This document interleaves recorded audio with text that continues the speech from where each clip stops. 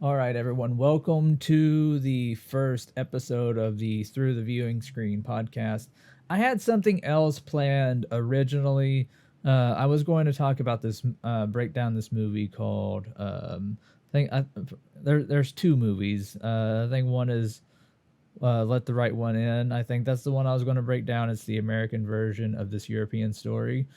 But I actually want to look at the results I got from the survey that I got people to take.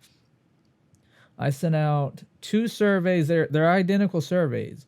One survey I was targeting more of a general audience, people who are not necessarily involved in the creation of movies or shows.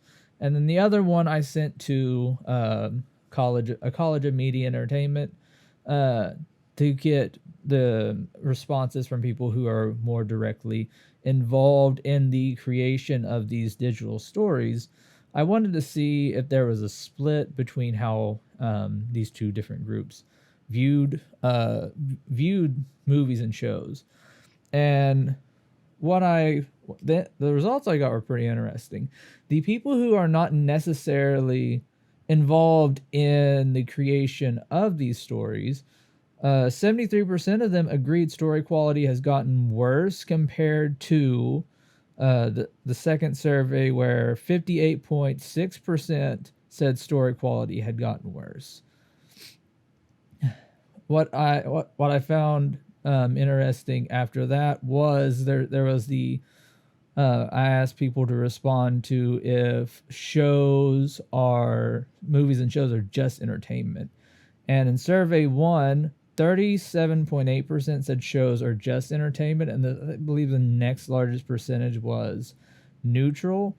I believe I'd have been in the somewhat disagree section on this one, but that is compared to the second survey, where it is 72.4% said shows are not just entertainment. Where these two groups agreed with each other was in the follow up question, where do shows provide valuable social commentary?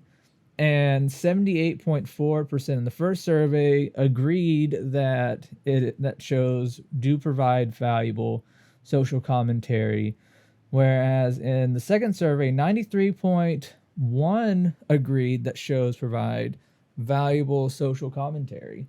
Um, I found it to be rather interesting that in the first survey, people said that there was such a large number of people who said shows are just entertainment. And I don't think in the history of humans that stories have ever just been a form of entertainment. I can see where people come from when they say that, but I just don't disagree, and I just don't agree, and I don't think people do actually agree with that statement. Uh, one thing in our very recent news, well, not very recent, but in our recent news cycle, where Disney and Florida went to bat over stuff. Disney has been criticized for some of the stories that they put in their show, some of the characters. Whether or not you agree or disagree with either of these sides, they're both fighting over story elements that these shows and movies will possibly have an impact on kids or not. Um, then I for all of human history, I think what we have been doing, we've been taking our experiences, turning them into symbols, putting these symbols into cohesive stories, and then retelling these stories to others and passing them down to future generations, whereby they can learn from past experiences. So I believe that there is a connection between story and culture, and how these stories can help society develop. one particular symbol, which is what I was going to go over today, is vampires. Now, what do vampires do in stories? They are these creatures that can suck the life out of you, but they're not just these, not just villains. They're not just these supremely evil things, like in that one singular dimension. They are narcissistic beings. What I was going to go over when I was going over these was connecting the toxicity of vampires to toxic relationships. So, in the movie I was going to go over, we are introduced to this character who is bullied, ostracized by society, so he is vulnerable. And then enters this vampire with her caretaker, and we don't actually know her caretaker's name. We don't know his name at all. And that's the thing, when you get into these toxic relationships, you lose your identity. He had no identity. His identity was subordinate to what the vampire needed from him. When you're in a toxic relationship, they can suck the life out of you, destroy your identity, make your identity whatever they want your identity to be. And at that point, you've lost yourself. They have, in a way, sucked the life out of you without sucking the life out of you. Vampires are adverse to religious symbols, as I have found when I looked over vampire films in the past when I was doing research and scholarly research on them. They're adverse to these religious symbols. Well, what do we find holy? It's these things that give us our moral understanding of right and wrong, but they're also the thing that gives us purpose. And the things that give us purpose can keep our identity intact to where someone can't destroy us and break us down and make our identity whatever they want our identity to be. So when you're watching movies where it's like Dracula, I think the movie is Van Helsing, where you have Dracula and then you have his 3 wives, their identity is subordinate to Dracula, but they're subordinate to Dracula as these sexual symbols whose only purpose is there to help him create his brood of vampires. So their identity does not go beyond that point. And the whole reason that I wanted to talk about these toxic relationships is because of what's currently occurring in our society with all these dating podcasts, whether it's Fresh and Fit, the Whatever podcast, or one of the most infamous people right now who is facing legal trouble, Andrew Tate. Now, what is one of the things that Andrew Tate has done? He has been very outspoken about how he's turned women into his cam girls, how he made his fortune, of how he basically broke them down, got them separated from their families, and then made him the one that they need in order to survive. And then his bottom girl was the one that trains them to become these cam girls to make him this profit. He uses sex as a manipulation tool, per his words. Not me. I used sex as a tool to make women love me so they'd obey me and live in my house and make me money. That's what I wanted. So yeah, on corporatetape.com I have my PhD program, and that is PhD is a pimp and hose degree that I'm clever. That teaches basically how I got girls, how I met girls, how I got girls to like me, how I got girls to fall in love with me to work on webcam for me. And you're always working. Why don't you work for me so we spend more time together? Work for you doing what? So I'll have a webcam business. Oh, I don't want to do that. So okay, I know you don't want to do that, but listen, come, let's have a meeting. Let's just talk about it. If you don't want to do it, don't do it. Fine. But let me explain it to you properly. In fact, I'll bring one of the girls who works for me. Your bottom bitch is the one who does the selling. You don't do the selling. The girl has to hear it from a girl. And this is where your bottom bitch has to be trained. That's why I said it's so important to have a good first girl. Because that's what I did. That was my MO, was find girls, make them love me, and make them work for me. So in response to this message thread, he says, "This sounds like a hard target for cams or OnlyFans, right? So let's take bets. Will I get her to work? Anonymous poll." So basically, he's asking the people in the group chat, do you think she's going to get to work for me after seeing that message? And one of the guys replies, "Yeah, that isolation is critical. I have no experience in this realm, but I would try to be good cop, bad cop." This is from Mac J, one of the people who are part of the war room. "Act deeply hurt by her refusal. Flip it on her and get her to start feeling guilty or cry. Then have my BB, bottom bitch, ask why she's upset. Tell her how religious she used to be and how easy fun camming is. Again, never had to do anything like this, but maybe it works." And then Tate replies, "Close." I'm actually going to add a layer of separation. I will use Georgina as the bottom bitch and pretend I don't care. Either way, she can't attack me for tricking her. She looks super adamant about not doing this. She even made bullet points. I still bet yes because you're a top G, but it would be super impressive to see it in action. So basically, these guys are just discussing how they're going to traffic these women and get them to do the cam. So in a way, you can see how someone in our actual lives has taken someone's identity, broke them down, and made their identity exactly what he needed, and in turn, they're doing what he wants them to do, not what they want to do. Their identity has become his. They don't have one anymore.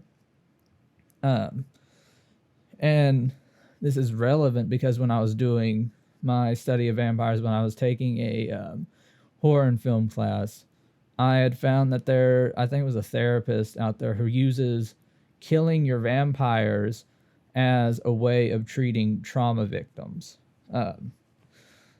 They would have them watch these movies, watch and learn how these vampires act, and in a lot of these movies, these vampires are in the end defeated. So you're seeing something in film that embodied your abuser, and you're seeing how they act and how they eventually and their eventual downfall. So in a way, it helps these trauma victims recover from the trauma that they faced. And it goes beyond just relationships, obviously. So when you want to talk about like how storytelling has gotten poor, we saw Rings of Power and how a rock sings because it can only look down, and it's like, what does that even mean? It doesn't mean anything at all. When you go back and listen to it, it makes absolutely no sense. This is compared to stories that I grew up with, like Lord of the Rings, Pirates of the Caribbean. I actually watched How to Train Your Dragon last night with a group of friends. But one of the most important stories, I think, for my generation growing up probably came from The Land Before Time. I think every child who watched the scene where Littlefoot's mother died was impacted for a while.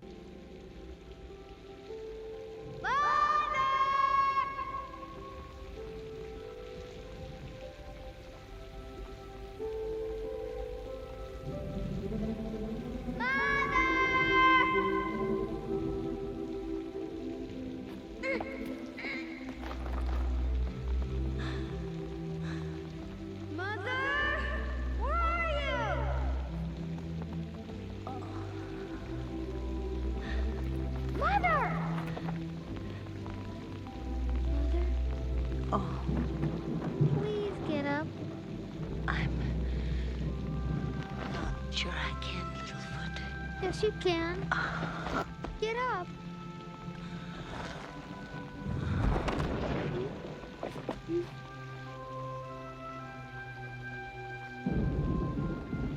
Dear sweet Littlefoot, do you remember the way to the Great Valley? I guess so. But why do I have to know? You're gonna be with me. I'll be with you. even if you can't see me. What do you mean if I can't see you? I can always see you. Littlefoot, let your heart guide you. It whispers, so listen closely.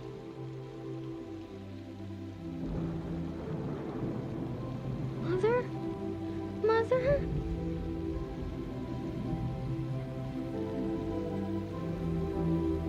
As long as that scene stayed in their mind.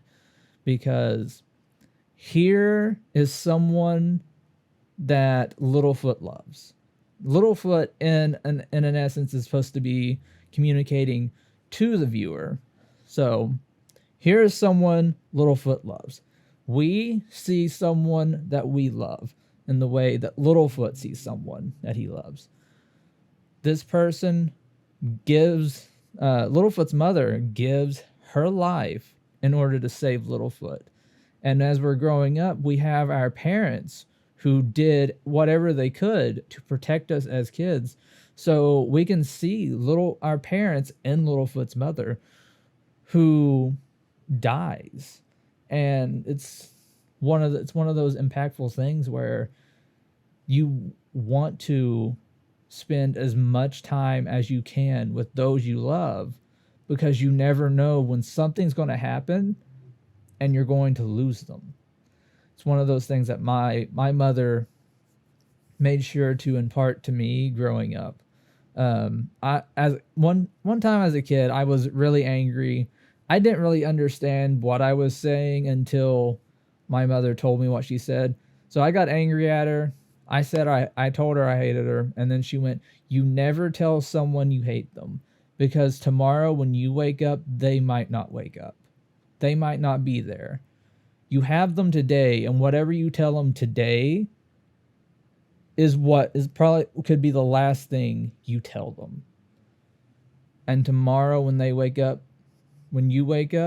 they might not be there. And you got to live with the fact the last thing you said to them was something you said in anger." So she wanted me to make sure when I went to bed at night that I had said, make sure you tell your loved ones that you love them before you go to bed. Don't go to bed angry. And that was one thing she imparted to me. I want to bring it back to these dating podcasts real quick, because something that Andrew Tate, Fresh and Fit, harp on is how to be the most masculine man possible. And in a way, they are creating a bunch of these very, what people would call toxic masculinity, masculine men, because they're wanting these men to be I won't even call it stoic, because if you want to act how Fresh and Fit act, that's not stoic. Fresh and Fit, they get upset at everything, and they'll have an absolute temper tantrum on their podcast, throw something. I think he broke something recently after, I don't know who was who on there, but one of his friends, one of the hosts got this lady pregnant. She came out about it. That person's looking like a hypocrite for everything that he's been preaching on that podcast, with her coming out and like, yeah, he got me pregnant. We're not married. He's not taking responsibility. And one of their things is men gotta take responsibility for their actions, and they're always calling women out for not taking responsibility for things that they do. But if you want these masculine role models, you won't find them in Andrew Tate or Fresh and Fit. You can find them in characters like Aragorn in Lord of the Rings, who, when Boromir dies, he shows emotion, which can be treated as something very not masculine. But I don't think there's anyone alive who's going to say Aragorn is not a masculine man. He shows care for his friends. He's not overly emotional. He does cry after that. He is ready to go, ready to do what he needs to do He strives to protect his friends, rescue his friends. He defends people who needs it. He'll even lay down his life. So you got this very masculine figure who, for people like Fresh and Fit, are not very masculine at all. You got movies made based off of Bible stories. I don't remember the full name of it right now. It has to do with the Bible story of Hosea, where God tells Hosea he must marry this woman who sells herself. And if you know anything about these Manosphere podcasts, they say women who have went out and got a high body count, that they have devalued themselves. God still values Rahab in this, and he tells his prophet Hosea to marry her. And it goes through this whole story where she doesn't understand. She's not fully ready to commit to a relationship where she's settling down. So she ends up leaving Hosea for wealth and riches. And then when she finally starts to find disgust in the way that she has lived her life, the man that's paying her to still live her life that way, he ends up selling her, and Hosea ends up going and buying her back because Hosea loves her. He still sees value in her, and the story is that Rahab still hasn't lost her value. There is someone who still loves her. It doesn't matter what anyone else thinks. So we have this story where Hosea himself would not be treated as one of the most masculine men, but he is very much a man who has been called by God to fulfill this journey that he's supposed to be on. And the story of Rahab, of Hosea and Rahab, is a message to us on how we're supposed to view people and their past, and how we're supposed to move forward, looking at someone's past, looking where they are now, and then seeing where they're going. Because what's ever in their past is their past. It doesn't mean that they're that right now. So we have this story of grace, as we're always finding, well, not always finding, generally finding with the Bible. So that's why I just wanted to talk about wanted to talk about stories in this sense, where I don't think that they are just entertainment. I don't think that stories can ever really just be entertainment. They can be mostly fun and entertaining, but I think in order for us to actually feel a connection with the story, there has to be some premise, some idea to pull us in, like with how to Train Your Dragon, the good versus evil, and Lord of the Rings, that kind of stuff. There's got to be something of value that can pull us in. Not everything can be these action movies where things are just blowing up and it's just pure action all the time. We would get bored with these. We would get bored with these roller coasters. Yeah, that's what I wanted to talk about. That's what I wanted to touch on. Thank you for watching. I hope if you made it this far, I hope even if you made it a minute in, I hope you have a great day, and thank you for watching.